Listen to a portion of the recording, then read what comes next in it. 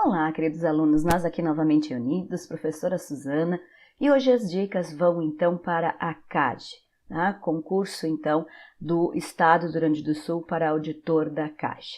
Bom, as dicas de hoje vão para a Constituição Estadual. Então, algumas dicas de como são formuladas questões de prova com base na Constituição do Estado do Rio Grande do Sul. Então, nós vamos resolver questões de prova e vamos, então, com a resolução de questões de prova, verificar o que é que eles pedem com base na Constituição do Estado do Rio Grande do Sul.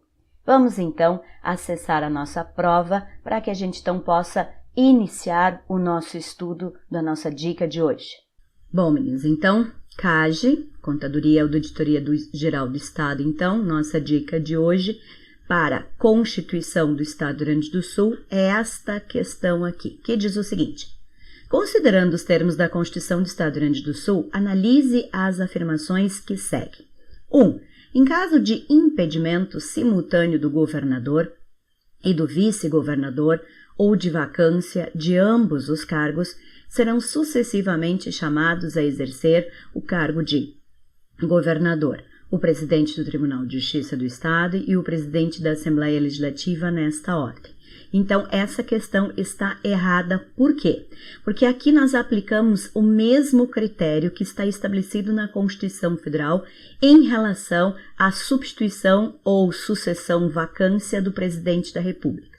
Então, por exemplo, no caso do presidente da República, quando há vacância do presidente, assume o vice. Tá?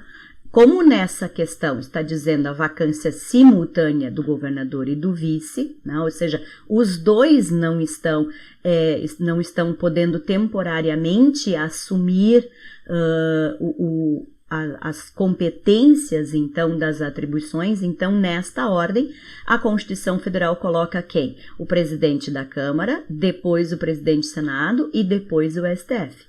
Traz para a estrutura de Estado esta mesma regra, no lugar do presidente da Câmara fica o presidente da Assembleia. Como nós não temos representantes de senadores no Estado, nós não temos essa segunda ordem e passamos para a terceira, que passa a ser, então, o presidente do Tribunal de Justiça. Por que a 1 está errada? Porque eles inverteram a ordem. É primeiro o presidente da Assembleia Legislativa e depois o presidente do Tribunal de Justiça, e não primeiro o presidente e depois o presidente da Assembleia.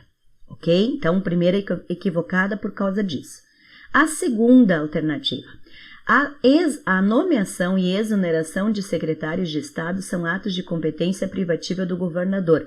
Correto. Por que são atos de competência privativa? Porque são cargos políticos, agentes políticos, então cabe ao governador, já que ele os secretários o auxiliam, conforme regramento estadual, a mesma regra trazendo da Constituição Federal, onde o presidente da República é auxiliado por ministros de Estado. E, consequentemente, os ministros de Estado em nível federal também são, então, indicados pelo presidente da República. Então, a 2 está correta. Na 3, os secretários de Estado, diferentemente do governador e vice-governador do Estado, não incorrem em crimes de responsabilidade.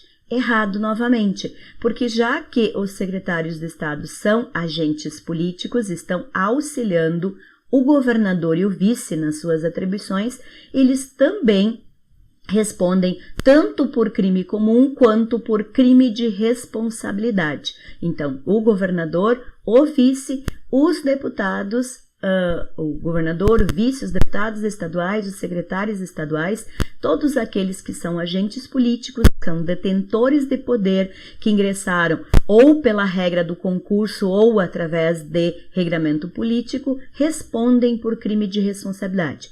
E aqui, aproveitando já uma outra dica, cuidado com uma outra questão, onde vai perguntar a diferença de quem é julgado aonde. O governador está lá no artigo 105 da Constituição Federal, então ele é julgado por crime comum no STJ e por crime de responsabilidade na Assembleia Legislativa. Já o vice-governador vice-governador não consta no artigo 105 da Constituição Federal, e sim no 95 da Constituição do Estado do Rio Grande do Sul, e é julgado então pelo Tribunal de Justiça. Mas também o vice-governador é julgado por crime de responsabilidade pela Assembleia Legislativa. Então, nesta questão, apenas a resposta é somente o segundo inciso. Por isso, então, a B é a nossa resposta correta. Espero que tenham gostado da dica de hoje sobre Constituição do Estado do Rio Grande do Sul para o concurso da CAGE. Nós continuamos nos nossos próximos vídeos com dicas para a CAGE. Vamos dar dicas ainda de Constituição Estadual e também de lei orgânica da CAGE. Então, aguardo vocês em todos os nossos próximos encontros. Bom estudo e até o próximo!